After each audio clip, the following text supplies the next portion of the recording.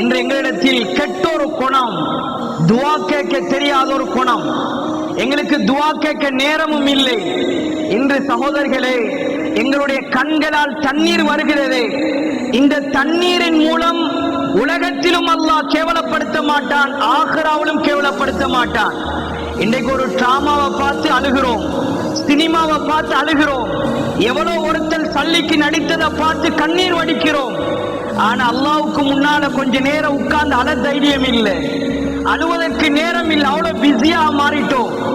கண்ணியத்துக்குரிய பெரியவர்களே, சகோதரர்களே, கியாமத்துடைய நாள் எந்த நிழலுமே இருக்காது, அல்லாஹ்வுடைய அரிசி நிழல் மாத்திரம்தான். ரசூலுல்லாஹ் சொன்னார்கள், 7 கூட்டத்துக்கு அல்லாஹ் அரிசி நிழலை கொடுப்பான். அதில் ஒருத்தர் யார் தெரியுமா?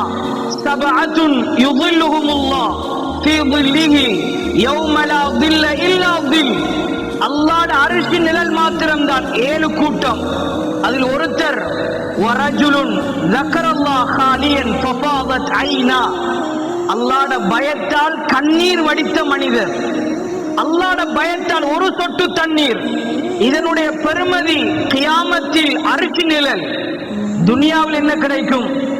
அப்துல்லா இப்னு அப்பாஸ், உம்முல் ஃபதுல் ரலியல்லாஹு அன்ஹுடைய மகன், 10 ஆம்பளை புள்ள.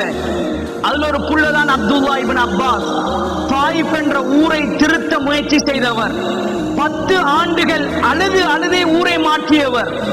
இன்னைக்கு முழு வாலிபர்களை ஊர்ல திருத்தணும்டா என்ன செய்யுது? நாங்க 2 பயான வச்சு 3 பயான வச்சு திருத்தலாம், ஒரு நாளும் நடக்காது. ஏனென்றால் பின்னால் விடயங்கள் வரும். ஹஜ்ரத் நூஹ் அலைஹிஸ்ஸலாம் செய்த தியாகம் ஒரு நாள் 2 நாளுடைய முயற்சி அல்ல, 950 ஆண்டுகள் முயற்சி செய்தவர். அல்லாஹ் என்ன செய்திருந்தான்? ஊர் மாறியதா? கண்ணியத்துக்குரிய பெரியவர்களே, அல்லாஹ்வுக்கு முன்னால் கண்ணீர் வடிக்க வேண்டும். உலகத்தில கண்ணீர் வடித்தா உலகத்திலும் நஷ்டம் இல்லை, ஆகிராவிலும் நஷ்டம் இல்லை. கண்ணை தந்தது அல்லாஹ் அதுக்குத்தான்.